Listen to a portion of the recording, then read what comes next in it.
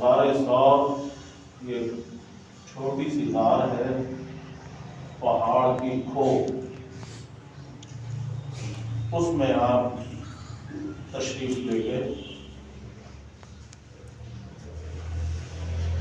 حضرت ابوبکر صدیق رضی اللہ تعالی عنہ نے کہا یا رسول اللہ آپ باہر رہیں، پہلے میں اندر جاؤں گا۔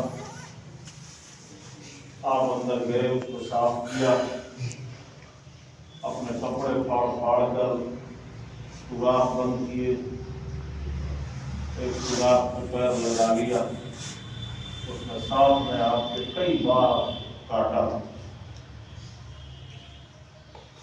جب آپ سے تکلیف برداشت نہ ہوئی تو آنکھوں سے آنسو نکلنے لگے، حضور کے رخسار پر گرے۔ میرے نبی نے آنکھ کھولی اور کہا اے ابوبکر کس چیز نے تمہیں تکلیف پہنچائی ہے؟ کہ یا رسول اللہ میرے پیر میں کسی نے کاٹ لیا ہے۔ حضور نے وہ زخم دیکھا اور اپنا لعاب دہن لگایا اور فوراً ہی زہر کا اثر ختم ہو گیا۔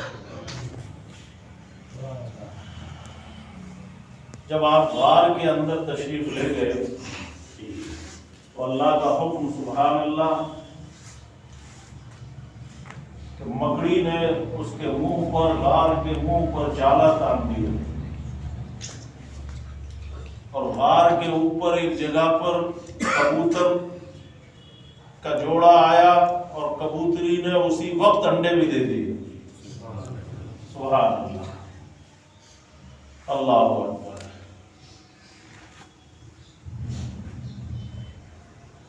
اللہ نے انہیں اس کام پر معمور کیا، وجہ یہ تھی کہ پیچھے کفار لگے ہوئے تھے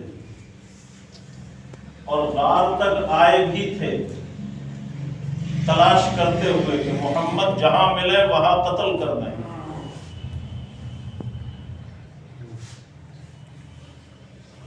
غار کے پاس آئے تو کسی ایک ساتھی نے، کافروں کے ساتھی نے کہا کہ اندر غار میں دیکھ لیں، تو دوسرے نے کہا کیوں ٹائم برباد کرو گے؟ اگر اس کے اندر ہوتے تو مکڑی کا جالا نہیں ہوتا، کبوتر کا گھونسلہ یہاں نہیں ہوتا، اور کبوتری کے انڈے نہیں ہوتے، بلکہ اگر اندر جاتے تو کبوتر بھی اڑ جاتے اور مکڑی کا جالا بھی نہیں ہوتا۔ اندر جانے سے ٹائم برباد مت کرو، آگے دیکھو چل کے۔ اللہ، یہ اللہ کی طرف سے خیالات پیدا کیے گئے۔ غار کے اوپر، یہ غار ہے، اس کے اوپر پتھر، چاروں طرف بھی پتھر کی ایک کھو ہے، اس کے اندر آپ تشریف فرما، اس کے اوپر کفار کھڑے ہوئے ہیں، غار کے منہ کے اوپر کھڑے ہیں اور وہاں کھڑے ہو کر چاروں طرف دیکھ رہے ہیں۔ حضرت ابوبکر صدیق رضی اللہ تعالی عنہ فرماتے ہیں کہ اگر وہ نیچے دیکھ لیتے تو ہم نظر آ جاتے۔ اللہ اکبر۔ اور عرض کیا حضرت ابوبکر صدیق رضی اللہ تعالی عنہ ڈرے، اور یہ اپنے لیے نہیں ڈرے تھے بلکہ یہ نبی کے لیے ڈرے تھے۔ اپنی تو جان نبی پر انہوں نے کئی بار نثار کی ہے، نبی پر انہوں نے تو کئی بار جان لٹائی ہے اپنی، تو اپنی جان کا ڈر نہیں تھا، بلکہ ڈر تھا تو یہ تھا کہ میرے نبی کو، میرے آقا کو کوئی تکلیف نہ ہو، دشمن میرے آقا تک پہنچ نہ جائیں۔ عرض کرتے ہیں یا رسول اللہ، دھیرے سے آپ نے عرض کیا یا رسول اللہ کفار اوپر ہیں، ہمیں ان کے پیر نظر آ رہے ہیں، اگر انہوں نے اپنے پیروں کی طرف ایسے دیکھ لیا تو ہم انہیں نظر آ جائیں گے۔ میرے آقا علیہ الصلوۃ والسلام نے فرمایا میرے ابوبکر صبر کرو، صبر کرو۔ اللہ نے اس واقعے کو، اس مقام کو، اس وقت کی کیفیت کو اللہ نے قرآن میں بیان فرمایا ہے۔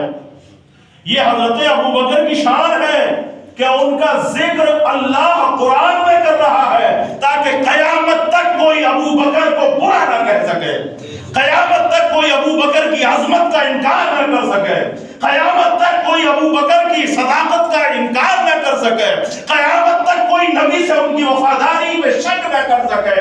اللہ نے قرآن میں بیان فرما دیا ہے، کیونکہ قرآن کوئی مٹا نہیں سکتا، اور جب قرآن نہیں مٹ سکتا تو صدیق اکبر کا ذکر خیر بھی نہیں مٹ سکتا۔ ثانی اثنین اذ ہما فی الغار اذ یقول لصاحبہ لا تحزن ان اللہ معنا۔ اللہ فرماتا ہے ثانی اثنین، دو میں سے دوسرا، زور سے کہو سبحان اللہ، دو میں سے دوسرا، کون ہے وہ دوسرا؟ حضرت ابو بکر۔ دو میں دوسرا کون ہے؟ حضرت ابو بکر۔ نبی کے بعد دوسرا کون ہے؟ ارے یہی تو وجہ ہے کہ نبیوں کے بعد اگر کوئی سب سے بڑا ہے تو ابو بکر ہے۔ نبی کے بعد اگر کسی کا مرتبہ ہے تو ابو بکر کا ہے۔ نبی کے بعد سب سے بڑا رتبہ کسی کا ہے تو ابو بکر کا ہے۔ نبی کے بعد سب سے بڑا مقام اگر کسی کا ہے تو ابو بکر کا ہے۔ نبی کے بعد سب سے زیادہ فضیلت اگر اللہ نے کسی کو دی ہے تو وہ ابو بکر ہے۔ نبی کے بعد سب سے زیادہ عزت اگر اللہ نے کسی کو دی ہے تو وہ ابو بکر ہے۔ نبی کے بعد اللہ نے سب سے زیادہ اگر کسی کو علم دیا ہے تو وہ ابو بکر ہے۔ نبی کے بعد جو سب سے بڑا سخی ہے وہ ابو بکر ہے۔ نبی کے بعد جو سب سے بڑا بہادر ہے وہ ابو بکر ہے۔ نبی کے بعد جو سب سے بڑا نبی کا دوست ہے، میرے نبی کا جو سب سے پیارا دوست ہے اس کا نام ابو بکر ہے۔ میرے نبی کا جو میرے نبی کے دل میں جو رہتا ہے اس کا نام ابو بکر ہے۔ میرے نبی سب سے زیادہ جس پر بھروسہ کرتے ہیں وہ ابو بکر ہے۔ میرے نبی نے جس کو خلیل بنایا وہ ابو بکر ہے۔ میرے نبی نے جس کو اپنا دوست بنایا وہ ابو بکر ہے۔ سارے صحابہ ایمان لانے کے بعد نبی کے قریب ہوئے، لیکن حضرت ابو بکر کی یہ شان ہے کہ اعلان نبوت سے پہلے ہی جب میرے نبی نے اپنے نبی ہونے کا، خدا کے ایک ہونے کا اعلان نہیں کیا تھا، اس سے پہلے حضرت ابو بکر محمد مصطفیٰ کے دوست تھے، پہلے سے جانتے تھے۔ یہی تو وجہ تھی کہ جب میرے نبی نے اعلان نبوت کیا تو دوسروں نے اس میں شک کیا کہ پتہ نہیں یہ نبی ہے یا نہیں ہے، پتہ نہیں یہ سچ کہہ رہے ہیں یا غلط کہہ رہے ہیں، پتہ نہیں یہ کہیں جھوٹ تو نہیں بول رہے ہیں۔ کسی نے کہا معجزہ دکھاؤ، کسی نے کہا یہ کر کے دکھاؤ، کسی نے کہا وہ کر کے دکھاؤ، لیکن جب حضرت ابو بکر نے سنا کہ محمد صلی اللہ علیہ وسلم نے اعلان کیا ہے کہ میں اللہ کا نبی ہوں، اللہ نے مجھے رسالت اور نبوت دے کر بھیجا ہے، حضرت ابو بکر نے نہ معجزہ مانگا، نہ اس کی سچائی جانی، نہ کوئی سوال کیا، بلکہ فوراً ہی نبی کے قدموں میں آئے اور آپ کے ہاتھ پر کلمہ پڑھ کے مسلمان ہو گئے۔ کسی نے پوچھا ابو بکر اتنا بڑا فیصلہ آپ نے بغیر سوچے سمجھے لے لیا؟ حضرت ابو بکر کہتے ہیں کہ سوال وہ کرے، شک وہ کرے جو محمد کو جانتا نہ ہو۔ میں تو انہیں بچپن سے جانتا ہوں، میں تو انہیں اعلان نبوت سے پہلے سے جانتا ہوں، جو کبھی دنیا کے معاملے میں جھوٹ نہ بولا ہو وہ خدا کے بارے میں کیسے جھوٹ بول سکتا ہے؟ اللہ ثانی اثنین اذ ہما فی الغار، دو میں سے دوسرا جب وہ غار میں تھے، اذ یقول لصاحبہ، جب اس کے ساتھی نے کہا، جب اس کے دوست نے کہا، کون ہے اس کا دوست؟ محمد مصطفیٰ رسول اللہ نے ان کے دوست، اللہ نے کہا، جب ان کے دوست نے کہا، جب ان کے صاحب نے کہا، جب ان کے ساتھی نے کہا، کیا کہا؟ لا تحزن، ابو بکر ڈرو مت، ابو بکر گھبراؤ مت، ابو بکر پریشان مت ہو، ابو بکر ہمت مت ہارو، ابو بکر حوصلہ نہ ہارو، ان اللہ معنا، بے شک اللہ ہمارے ساتھ ہے، بے شک اللہ ہمارے ساتھ ہے۔ یہ لفظ جو معنا ہے نا، یہ بہت بڑی فضیلت ہے حضرت ابو بکر کی۔ یہ لفظ معنا قرآن کا حضرت ابو بکر کا مقام بیان کر رہا ہے۔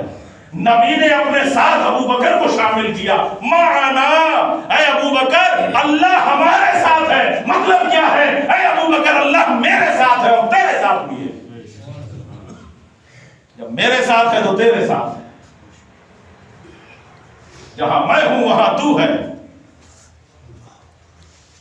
تو حضرت ابو بکر صدیق رضی اللہ تعالی عنہ غار میں بھی نبی کے ساتھ رہے اور آج تک مزار میں بھی نبی کے ساتھ ہے۔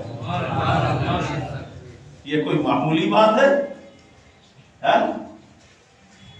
نبی کا ساتھ بے شمار روایتیں ہیں کہ جب سے حضرت ابو بکر مسلمان ہوئے کبھی بھی انہوں نے نبی کا ساتھ نہیں چھوڑا، چاہے نبی سفر میں ہو چاہے حضر میں ہو، ہر وقت ہر موقع پر، ہر جنگ میں، ہر لڑائی میں، ہر ماحول میں، اچھے اور برے میں، ہر اعتبار سے ابو بکر نبی کے ساتھ رہے،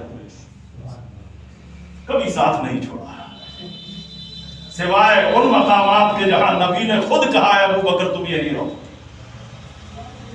نبی کا حکم تھا۔ اس کے علاوہ حضرت ابو بکر صدیق نے کبھی رسول اللہ کو چھوڑا نہیں اکیلا، غار میں بھی ساتھ رہے اور مزار میں بھی ساتھ ہیں اور رہیں گے، اور جب قیامت میں سب قبروں سے اٹھیں گے تو ابو بکر نبی کے ساتھ اٹھائے جائیں گے۔ سبحان اللہ، یہ ایسا پیارا ہے نبی کا دوست جس کا نام ابو بکر ہے۔ حضرت سیدنا ابو بکر صدیق رضی اللہ تعالی عنہ کیسے کامل الایمان تھے جانتے ہیں؟ جنگ بدر میں، پچھلے جمعے کو میں نے آپ کو تھوڑا سا اشارہ کیا تھا، جنگ بدر میں حضرت ابو بکر صدیق رضی اللہ عنہ رسول پاک صلی اللہ علیہ وسلم کے ساتھ تشریف لائے۔ آپ کے بیٹے عبد الرحمن ابھی مسلمان نہیں ہوئے تھے، وہ مکے ہی میں تھے، اور یہ نبی کے ساتھ اولاد کو چھوڑ کر آ گئے تھے۔ کیا بولو؟ کیا؟ اولاد نبی کے ساتھ آ گئے، اولاد بھی چھوڑ دی، رشتہ داروں کو چھوڑ دیا کہ جو نبی کا غلام ہے وہ میرا ہے، وہ بیٹا ہو یا بیٹی ہو، باپ ہو، ماں ہو، رشتہ دار ہو، چاہے کوئی ہو، جو نبی کا ہے وہ میرا ہے، جو نبی کا نہیں ہے وہ میرا نہیں۔ اور یہی ایمان ہے، کیا؟ یہی ایمان ہے۔ ارے یہ تو بہت کچا ایمان ہے کہ جو نبی کے طریقے سے ہٹ گیا ہم کہہ رہے ہمارا ہے، کیسے ہو جائے گا ہمارا؟ نہیں، اگر ایمان کمزور ہے تو بد عقیدہ ہمارا ہوگا، اور ایمان پکا ہوگا اگر عقیدہ خراب ہو گیا، وہ چاہے کتنا قریبی خون کا رشتہ ہو، جو نبی کا نہیں ہے وہ میرا نہیں۔ یہ ہے ایمان، اسی کا نام ایمان کی محمد سے محبت ہے۔ محمد کی محبت دین حق کی شرط اول ہے، اسی میں ہو اگر خامی تو سب کچھ نامکمل ہے۔ کہ محمد سے وفا تو نے تو ہم تیرے ہیں، یہ جہاں چیز ہے کیا لوح و قلم تیرے ہیں۔ یہ صحابہ نے ہمیں سکھایا کہ ایمان ہوتا کیا ہے۔ جنگ بدر میں ان کے بیٹے آئے تھے مکے سے مسلمانوں سے، نبی سے لڑنے کے لیے، اور حضرت ابو بکر گئے تھے نبی کے ساتھ کافروں سے لڑنے کے لیے۔ بیٹا آیا تھا اسلام مٹانے کے لیے، باپ گیا تھا اسلام بچانے کے لیے۔ زور سے بولو سبحان اللہ۔ بیٹا آیا تھا نبی کی دشمنی میں، باپ آیا تھا نبی کی دوستی میں۔ جنگ ہوئی وہ تو ہو گئی، بعد میں جب آپ کے بیٹے حضرت عبد الرحمن بھی مسلمان ہو گئے اور صحابی بن گئے، آپ کے بیٹے بھی مسلمان ہو گئے، تو پھر وہی باپ بیٹے ایک ساتھ آ گئے، مسلمان ہو گئے، اب نبی کے ہو گئے تو اب ہمارے ہو گئے، آ جاؤ ہمارے پاس، اور جب تک نبی کے نہیں ہو ہمارے نہیں۔ گھر میں ایک بار تنہائی میں دونوں باپ بیٹوں میں بات ہو رہی تھی، اسلام کی ابتدا کی باتیں چل رہی تھی۔ آپ کے بیٹے نے کہا، اے میرے والد صاحب، کیا آپ کو دھیان ہے کیا کہ جنگ بدر میں آپ اسلام بچانے کے لیے گئے تھے اور میں اسلام مٹانے کے لیے آیا تھا، اور جنگ بدر میں آپ کئی بار میری تلوار کی زد میں آئے تھے، میں چاہتا تو آپ کو قتل کر دیتا، لیکن میں نے اپنی تلوار کو روک لیا تھا کہ میرے باپ ہیں۔ کیا آپ کئی بار میری تلوار کی زد میں آئے تو میں چاہتا تو آپ کو مار دیتا، لیکن میں نے آپ کو مارا نہیں جان بوجھ کر، اس لیے کہ آپ میرے باپ تھے۔ تو حضرت ابو بکر صدیق رضی اللہ تعالیٰ عنہ فرماتے بیٹا اگر تو ایک بار بھی میری تلوار کی زد میں آ جاتا میں تلوار نہیں روکتا، تجھے مار دیتا۔ زور سے کہو سبحان اللہ۔ میں روکنا نہیں مانتا، میں نہیں دیکھتا میرا بیٹا ہے، میں نہیں دیکھتا میری اولاد ہے، بلکہ نبی کا دشمن سمجھ کے تجھے مار دیتا میں۔ جو میرے لیے نبی ہے وہ تو نہیں ہے۔ یہ کامل الایمان ہے حضرت ابو بکر صدیق رضی اللہ تعالیٰ عنہ۔ ایک دن حضرت عائشہ صدیقہ رضی اللہ تعالیٰ عنہ اور حضور صلی اللہ علیہ وسلم اپنے گھر میں ہیں، آسمان میں تارے پھیلے ہوئے تھے، رات کا وقت تھا، ہوا فضا صاف تھی، گرد و غبار آسمان میں تھا نہیں، بادل تھا نہیں، تارے چمک رہے تھے۔ حضرت عائشہ صدیقہ رضی اللہ تعالی عنہا نے عرض کیا یا رسول اللہ یہ آسمان کے تارے بے شمار ہیں؟ کہا کیا آسمان کے تاروں کے برابر بھی کسی کی نیکیاں ہیں؟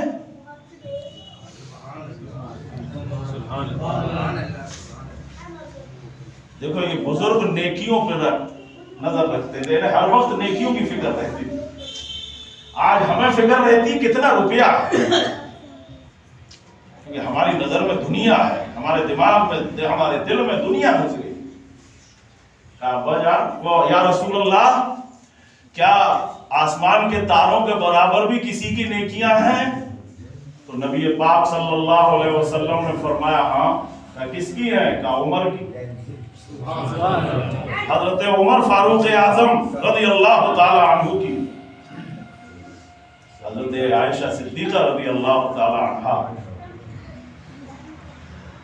غمگین ہو گئی، عرض کرتی یا رسول اللہ اور میرے ابا کی نیکیاں کہاں ہیں؟ حضرت ابو بکر کی بیٹی تھی حضرت عائشہ، کہ میرے والد کی نیکیوں کا کیا ہوا؟ تو میرے نبی نے فرمایا ہے عائشہ ابو بکر کی ایک نیکی ان تمام نیکیوں پہ بھاری ہے۔ زور سے بولو سبحان اللہ۔ ابو بکر کی ایک نیکی عمر کی ساری نیکیوں پہ بھاری ہے۔ علماء فرماتے ہیں کہ ابو بکر کی ایک نیکی وہی ہے جو غار ثور میں حضرت ابو بکر نے نبی کا ساتھ دیا تھا۔ اللہ اب یہاں دیکھیں آپ نبی پاک صلی اللہ علیہ وسلم یہ بھی جانتے ہیں کہ کس کے نام اعمال میں کتنی نیکیاں ہیں۔ بولا جانتے کہ نہیں جانتے ہیں؟ اسی لیے تو کہا کہ اتنی نیکیاں عمر کی ہیں۔ دوسری بات آسمان میں تارے کتنے ہیں آج تک کسی نے نہیں گنے، نہ کسی کو تعداد معلوم، لیکن نبی جانتے ہیں کہ کتنے ہیں۔ جبھی تو کہا کہ آسمان کے تاروں کے برابر نیکیاں ہیں۔ کون سی چیز ہے جو نبی نہیں جانتے ہیں؟ اور نبی یہ بھی جانتے ہیں کہ کون سی نیکی کتنی بھاری ہے، اس کی نیکی کتنی بھاری ہے یہ بھی جانتے ہیں۔ سبحان اللہ۔ تو حضرات نیکیاں سب کی برابر نہیں